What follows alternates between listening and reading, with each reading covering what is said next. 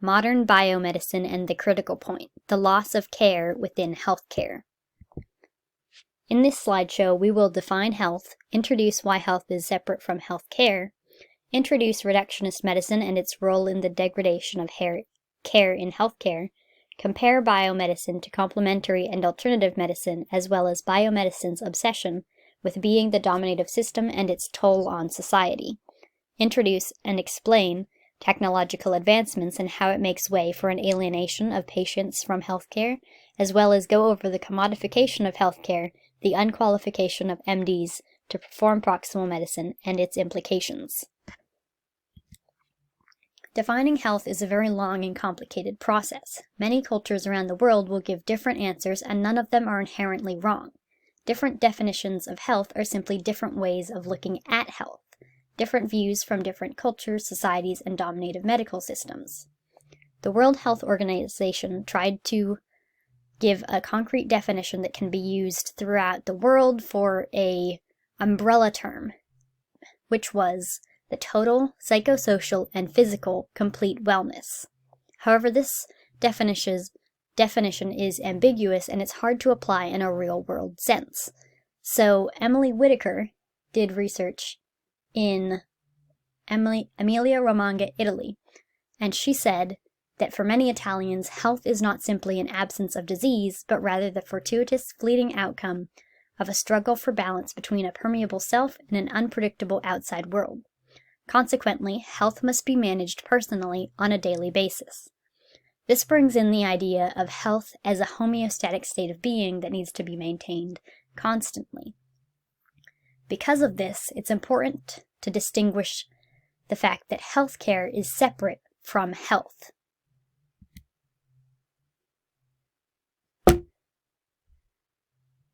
In Matt Rushford's Introduction to Wellness and Alternative Medicine class, he said that one of the first things you have to understand when navigating this territory is that medicine, biomedicine, allopathy, traditional Western medicine, etc., has almost completely nothing to do with health. Health is the product of a vast variety of factors, and one small intermittent factor is disease and sickness, but is a sliver of the pie. MDs are not trained in other factors and are really quite terrible at understanding and working with those factors.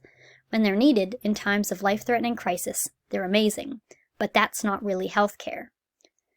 This brings back the idea of homeostasis.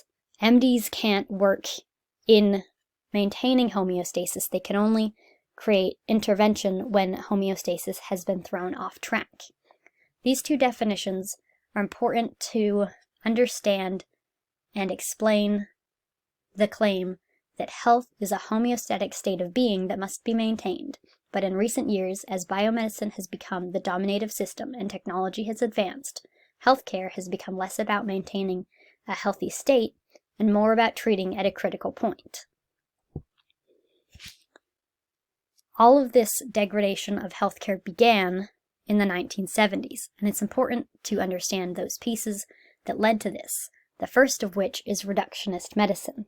Reductionism was created in the Renaissance by René Descartes, which works on the principle of breaking large unanswerable questions into smaller manageable ones in an attempt to later answer those large questions with the answers to the smaller ones. The principle has been applied throughout science for centuries, and recently, in the 1970s, to medicine. However, Nancy Schaefer-Hughes demonstrates that reducing a person to facts, test results, and statistics detracts from their existence as a human being and won't always give the answers we need. She came up with a hypothetical where a woman is standing in a room surrounded by medical students who have been given the job of trying to diagnose her. She says that she has incredible headaches and talks about her life, where she says that her husband is an alcoholic who occasionally beats her, that she's been virtually housebound for the last 5 years looking after her mother-in-law, and she worries constantly about a teenage son who's flunking out of high school. The medical students were sympathetic, but they also said, but what is the real cause of her headaches?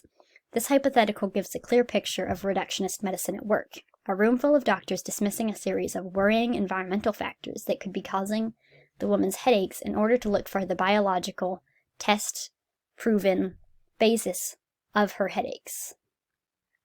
In the past, perhaps it was easier to split things apart like this because people themselves were split apart. The idea that we can label things based on where they came from and expect them to stay where they came from is outdated. Tropical diseases are no longer specific to tropical places. Just as people migrated, so too did the diseases they carry. This concept can be applied to all of medicine.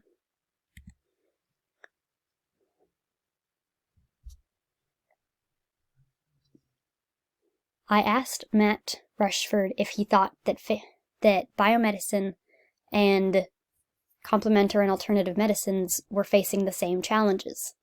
And he said that complementary and alternative medicine faces the same challenge they've faced since the late 19th century, and that is traditional biomedicine and its insistence on being the sole arbiter of human health in our country.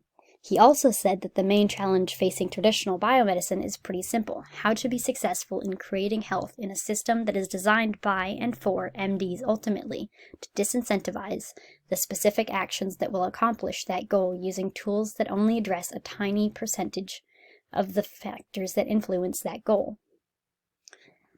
This is important because it brings to light a dissonance that is happening within the medical systems, as biomedicine attempts to be the dominative and only treatment option, which takes away the choice that is given to patients, because it attempts to work in a one-size-fits-all cookie-cutter method to patients rather than giving them the choice of complementary medicine, which works in conjunction with biomedicine, or alternative medicine, which would replace biomedicine altogether.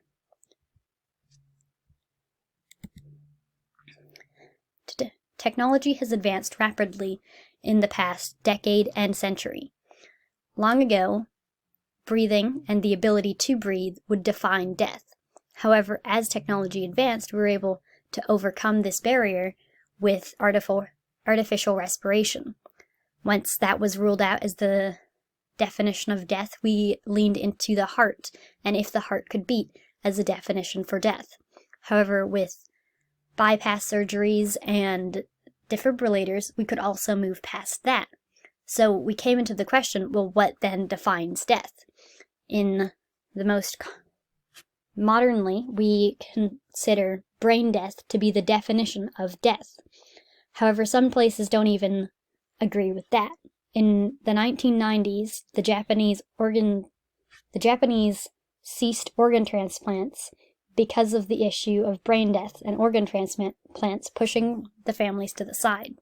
Margaret Locke said that making integrated brain function the measure of death ensures that the family is pushed to the sidelines, rendered passive and placed entirely at the mercy of medical decision-making.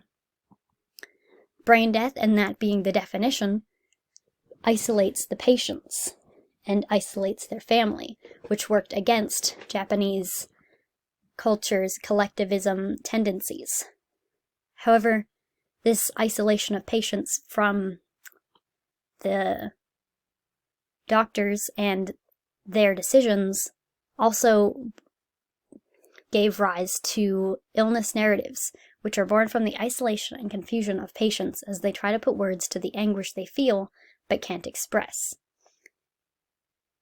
Illness and disease are different things. They're often found to be interchangeable.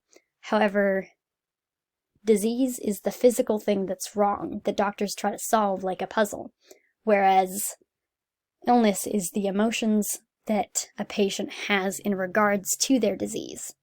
The Off Sick Project works to collect illness narratives in an attempt to empower patients. They say that in response to disease being thought of as more important than the patient, the idea of the illness narrative has been used over the last few decades as a means of re-empowering patients. Reductionism in healthcare, as I mentioned, occurred relatively recently in the 1970s.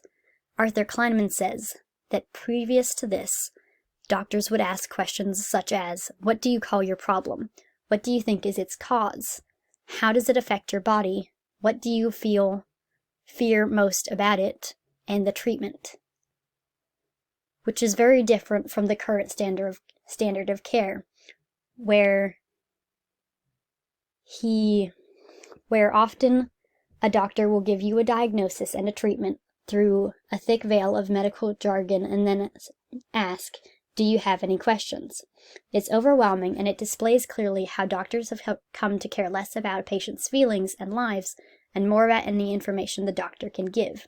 It's become less, what can you tell me so I can best help you through this, and more, what can I tell you so that I can leave?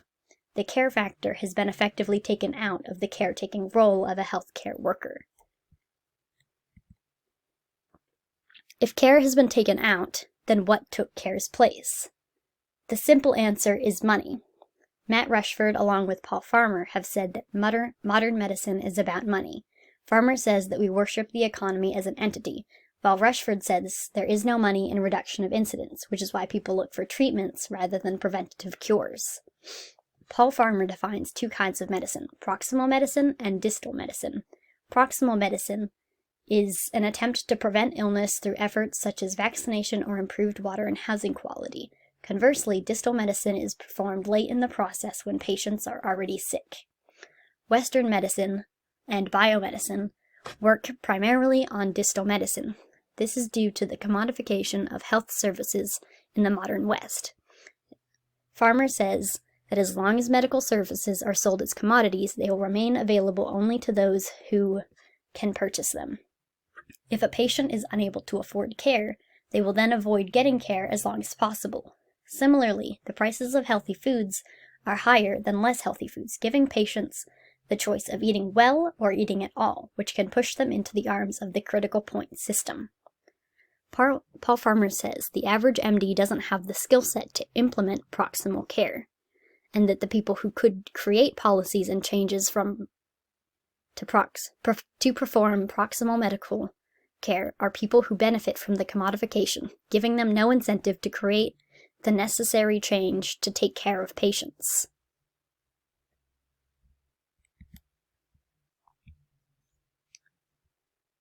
The medical system has evolved. It grew and changed just as man did. However, it failed to take into account the human aspect of its purpose. It became a tool of capitalism, establishing socioeconomic statuses while commodifying its services. Biomedicine is trying to become the only distributor of healthcare, taking away the personal choice that comes with alternative and complementary medicine. This removal of personal choice is only one facet of biomedicine's removal of the human element of healthcare.